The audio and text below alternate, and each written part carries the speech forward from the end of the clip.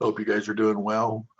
So today I want to talk to you kind of about how does your body make and use energy. I think this is real important, because there's so many things that affect that. And really, I hear people say all the time they just have no energy. And there's really some things you can do to really maximize your energy and also increase the efficiency of your body. So the important thing to understand is really whether you're physically active or not, your body really has to carry out a variety of processes really to stay alive and to carry out your day-to-day activities. And the important thing is that this energy doesn't just come from nowhere. According to the first law of thermodynamics, energy is not created, it's basically converted from one form to another. So if you think of like your car, it runs on gas. Well, your body runs on a kind of energy that's a chemical energy, and specifically your body runs on a form of chemical energy known as adenosine triphosphate, or ATP. And that's really through a biologic process that your body generates as ATP. So kind of think of ATP as the gas in your car, in your body. So a couple of things, like I said, your body's not capable of just making energy out of nothing. It really converts the energy that's stored in a lot of different type of things through chemical energy. So the food you eat, it really is what is the fuel for the energy conversion. So it's important to understand that, if first of all, if you're not eating enough stuff, that's going to impact your energy, but also the types of things you're eating can really have an impact on your energy production. So, the food and drinks you're consuming, they really contain a lot of the molecules your body needs to produce this energy. So when you eat them, your body's going to break these things down into kind of smaller absorbable components. And these components are what's used to make the ATP. It's through a bunch of enzymatic processes, through digestion, that's really going to help break these things down. And so if you look at it, kind of the carbohydrates are going to be broken down into glucose, fats are broken down into fatty acids and glycerol, and then proteins are broken down into amino acids. Now, carbohydrates are the largest and most important energy source. However, your carbohydrates can become depleted, and then your body will switch to fats and proteins for energy production. Well, so how does the body make this energy? Or really, the better said is, how does it convert energy into a form it can use? So you consume these foods, and there's potential energy in these foods, but your body has to convert it into this ATP. Well, one of the pathways is what's called aerobic respiration. And really what happens is your body produces ATP by metabolizing glucose in the foods that you're eating. And this basically is known as cellular respiration. Now, this metabolism of glucose in ATP, this requires oxygen, and that's really where the name of aerobic respiration comes from. Now, it's a complex kind of a chemical path that I really won't go through, but the end result is typically aerobic respirations will generate a lot of ATP, actually, at least 32 molecules of this.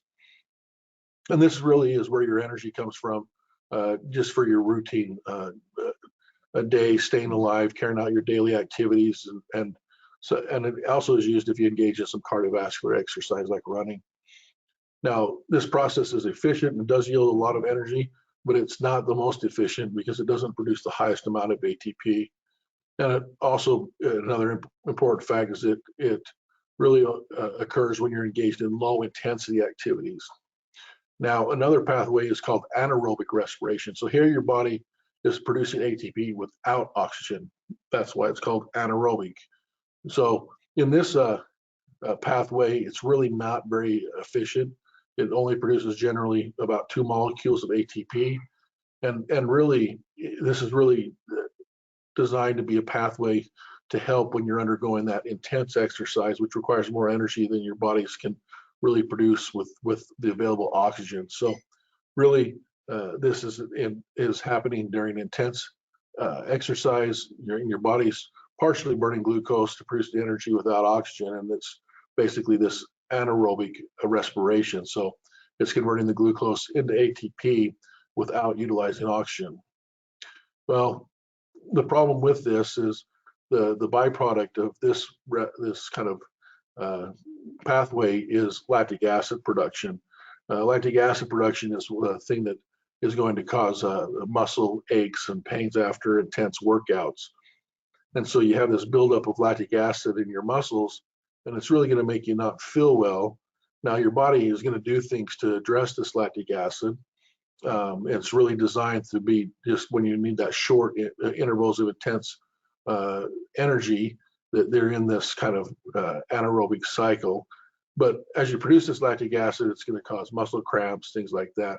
Now, what's going to happen though is your body will then also use oxygen once it's available again to react with lactic acid, and it's going to break this down into carbon dioxide and water, and that's going to eliminate the lactic acid buildup. But that takes time and it takes oxygen. So another pathway is called aerobic lipolysis. This is also known as beta oxidation or gluconeogenesis, and this is really fat breakdown for your body to obtain energy. And it's doing this by burning or breaking down the fat. Now, a fat molecule is basically built of triglycerides, which are a glycerol backbone and 3 fatty acids. And these fat molecules are primarily stored in fat cells known as the adipocytes. And the adipocytes make up your adipose tissue. So when you're grabbing your tummy and saying, look, the fat I have, this is where this is being stored. Now, your body's going to get energy from the fat because it's going to break this down, the triglycerides, into fatty acids. And this process is called lipolysis. These fatty acids are converted into acetyl coenzyme A, and then through something called the Krebs cycle, it's going to generate the ATP through aerobic respiration. So again, this requires oxygen. Now, the thing about this pathway is the fatty acid molecules typically have more carbon than carbohydrates, and that's real important to life. So each fat molecule is going to yield much more energy than carbohydrates. Fat is an important source of energy for your body because basically each molecule of fatty acid generates at least 100 ATP. So significant more amount of energy is produced from the breakdown of your fat. Now, this happens whenever your glucose levels are low. Your body can really make energy from these triglycerides by converting them ultimately into ATP through this respiratory or through this aerobic respirations or aerobic cycle to produce this high amount of ATP.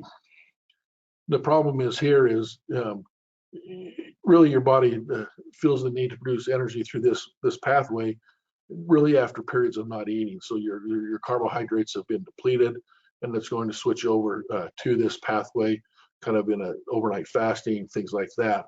So it's not the primary source of energy. It's kind of the secondary source that produces a lot of energy, but it's a little harder for your body to kind of access that energy. So the important thing to understand is, if you're eating a whole bunch of food and frequently, you're going to have plenty of glucose around, and you're never going to get into these pathways. In addition to that, if you have all this excess glucose or this energy, potential energy, your body's going to try to save it, and it's actually going to store this glucose basically in glycogen or fat. So glucose, is our primary source of fuel. And if there's excess glucose, your body's going to store it as fat. Once it's stored as fat, it's a little more difficult for your body to get to use it because it really requires you to deplete your glucose first. So let's talk about how your body uses this energy. So your body needs this energy for everything it does, basically. So if you're walking, sleeping, breathing, even eating requires energy. So there's things your body's going to do to get this. Now, people will often go work out and say, hey, I burnt so many calories or this or that. The thing you need to realize is that really most of your daily caloric burn is through something called your basal metabolic rate.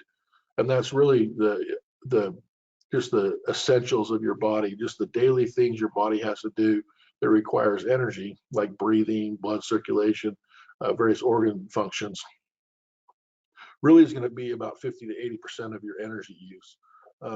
So if you're eating really unhealthy, but doing 30 minutes of heavy working out, thinking that it's okay because you're doing that 30 minutes every day of intense workout, the reality of it is the amount of calories burned during that is really very small compared to your basic metabolic rate.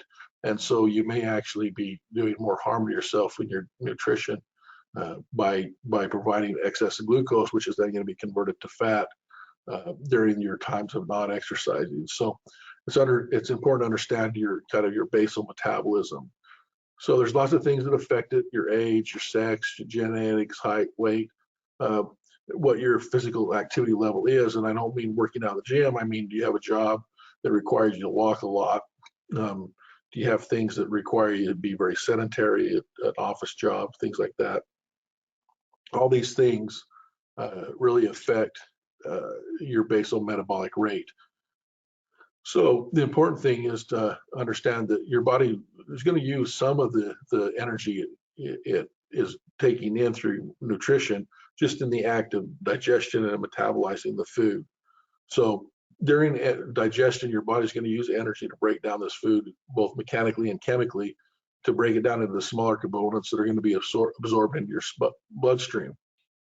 Now, these small units are then absorbed across the intestinal wall, and obviously undigested food and waste products, they're going to be removed from your body through process of elimination, which also requires energy. So your body's also using energy to convert these small molecules like fatty acids, amino acids, into things like various hormones or glycogen. And then it's also using energy to get rid of byproducts. So it's very important to understand that the nutrition we're eating also has an impact on kind of our metabolic rate. Now, so whether you're eating protein, fat, or carbs, each one of these require different levels of energy. Table pure sugar really requires no energy to get into the bloodstream, whereas proteins are more complex and can require 20% of whatever potential energy is in that might be consumed just in burning those or processing that food. So it's important to understand how your body is metabolizing these different macro elements, whether it's fats, glucose, or proteins.